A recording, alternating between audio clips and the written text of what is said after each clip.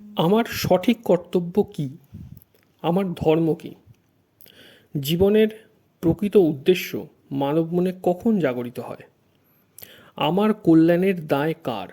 আমার নিজের, নাকি আমার গুরুদেবের, যিনি আমাকে এই পথে নিয়ে এসেছেন? কসমিক কানেকশন চ্যানেলের এই পর্বে আমরা স্বামী রামসুখ দাস রচিত ভগবদ্গীতার 2য় অধ্যায়ের 7 নম্বর শ্লোকটির ব্যাখ্যা বাংলা ভাষায় শুনব এবং প্রশ্নগুলির উত্তর খোঁজার চেষ্টা করব। নিজ কর্তব্য স্থির করতে অপারগ হয়ে অর্জুন ব্যাকুলতাপূর্বক ভগবানের কাছে প্রার্থনা করছেন। কাপুরুষতারূপ দোষে অভিভূত স্বভাব এবং ধর্ম বিষয়ে বিমূঢ়চিত্ত আমি আপনাকে জিজ্ঞাসা করছি যে, যেটি নিশ্চিত রূপে আমার পক্ষে শ্রেয় সেটি বলুন। আমি আপনার শিষ্য, আপনার শরণাগত, আমাকে শিক্ষাদান করুন। যদিও অর্জুন মনে মনে যুদ্ধ থেকে সর্বতোভাবে নিবৃত্ত হওয়া সর্বশ্রেষ্ঠ কাজ বলে মনে করতেন না, কিন্তু এই স্থলে পাপের থেকে নিষ্কৃতি পাওয়ার জন্য তিনি যুদ্ধে বিরত থাকা ছাড়া অন্য কোনো পথ খুঁজে পাচ্ছিলেন না। সেজন্যই তিনি যুদ্ধ বিরত হতে চাইছিলেন। এই যুদ্ধ নিবৃত্তিকে তিনি গুণ বলে মনে করছিলেন, কাপুরুষতা দোষ হিসেবে নয়। কিন্তু ভগবান অর্জুনের এই যুদ্ধের অনিচ্ছাকে কাপুরুষতা এবং হৃদয় দৌর্বল্য বলে জানিয়েছেন। ভগবানের সেই নিঃসন্দিগ্ধ বাক্যে অর্জুনের মনে এই চিন্তা এলো যে, যুদ্ধে নিবৃত্ত হওয়া আমার উচিত নয়। এটিও এক প্রকারের ভীরুতা, যা আমার স্বভাব বিরুদ্ধ। কারণ আমার ক্ষত্রিয়জনোচিত স্বভাবে দীনতা ও পলায়ন এই দুটি নেই। ভগবান কথিত এইরূপ কাপুরুষতারূপ দোষ স্বীকার করে নিয়ে অর্জুন ভগবানকে বলছেন যে, প্রথমত কাপুরুষত্ব দোষে আমার ক্ষত্রিয় স্বভাব এক প্রকার দমে গেছে, আর দ্বিতীয়ত আমি নিজ বুদ্ধিতে ধর্মের বিষয়ে কোনো সিদ্ধান্ত গ্রহণ করতে পারছি না। আমার বুদ্ধিভ্রংশ হয়েছে, ধর্মের বিষয়ে আমার বুদ্ধি কোনো কাজ করছে না। 3য় শ্লোকে ভগবান স্পষ্ট ভাষায় অর্জুনকে নির্দেশ দিলেন, তুচ্ছ হৃদয় দৌর্বল্য এবং কাপুরুষতা ত্যাগ করে যুদ্ধের জন্য প্রস্তুত হও। এতে অর্জুনের ধর্ম সম্বন্ধে কোনো সন্দেহ থাকা উচিত ছিল না। তবুও তার সন্দেহ থাকার কারণ এই যে, এক তো যুদ্ধে আত্মীয়বধ করা এবং গুরুজনদের হত্যা করা অধর্ম, আর দ্বিতীয়ত যুদ্ধ করা ক্ষত্রিয়ের ধর্ম। যুদ্ধ করতে হবে আত্মীয়দের সঙ্গে। এই পরিস্থিতিতে যুদ্ধ করা উচিত নয়। আবার ক্ষত্রিয় ধর্ম অনুযায়ী যুদ্ধ করাই উচিত। এই দুটি বিষয়ে অর্জুন ধর্ম সংকটে পড়ে গেছেন। ধর্ম বিষয়ে স্থির সিদ্ধান্তে আসতে তার বুদ্ধি কাজ করছে না।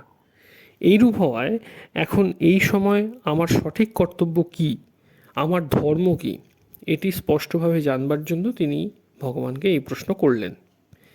এই অধ্যায়ের 2য় শ্লোকে ভগবান বলেছেন, তুমি যে কাপুরুষতার জন্য যুদ্ধে নিবৃত্ত হচ্ছ, তোমার এই আচরণ অনার্য সুলভ।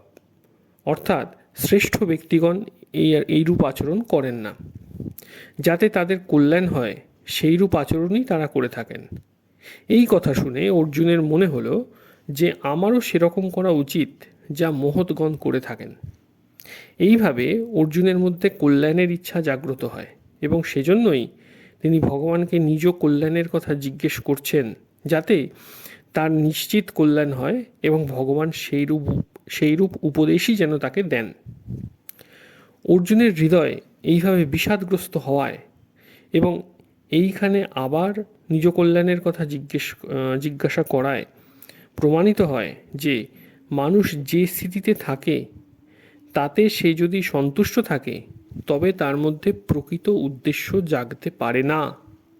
প্রকৃত উদ্দেশ্য অর্থাৎ কল্যাণের জাগৃতি তখনই হয় যখন মানুষ নিজের বর্তমান স্থিতিতে সন্তুষ্ট হতে পারে না, সেই স্থিতিতে থাকতেও পারে না।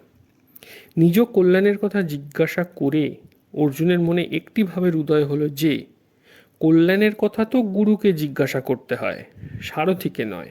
এর ফলে অর্জুনের মনে যে রথিসুলভ ভাব ছিল, যার জন্য তিনি আগে ভগবানকে নির্দেশ দিয়েছিলেন নির্দেশ দিয়ে বলেছিলেন, হে অচ্যুত, আমার রথ দুই পক্ষের সেনাদলের মধ্যভাগে স্থাপন করুন। সেই ভাবটি দূর হয় এবং কল্যাণের বিষয়ে জিজ্ঞাসা করে প্রকৃতপক্ষে তিনি ভগবানের শিষ্যত্ব গ্রহণ করেন এবং বলেন, হে প্রভু, আমি আপনার শিক্ষা গ্রহণের পাত্র, আপনি আমার কল্যাণের কথা বলুন। গুরু উপদেশ প্রদান করেন, যার পথ সম্বন্ধে জ্ঞান নেই তাকে জ্ঞান দান করেন, সকল বিষয় জানিয়ে দেন, কিন্তু সেই পথ ধরে শিষ্যের নিজেকেই চলতে হবে। নিজ কল্যাণ শিষ্যের নিজেকেই করতে হয়। আমি তো এমন চাই না যে ভগবান আমাকে শুধু উপদেশ দেবেন আর আমি সেই কাজটি সম্পন্ন করব, কারণ তাতে আমার কোনো কাজ হবে না। তাহলে আমার কল্যাণের দায় কেন নিজের ওপর রাখব? গুরুর ওপর কেন ছেড়ে দেব না? অসুস্থ হয়ে পড়লে তা সারাবার জন্য যেমন কেবল মায়ের দুধের উপর নির্ভরশীল শিশুর মাকে ওষুধ খেতে হয়, তেমনি আমিও যদি সর্বতোভাবে গুরুর শরণাগত হই, গুরুর ওপর নির্ভরশীল হই, তবে আমার কল্যাণের পুরো দায়িত্ব গুরুর ওপরেই ন্যস্ত হবে এবং স্বয়ং গুরুকেই আমার কল্যাণের ভার নিতে হবে।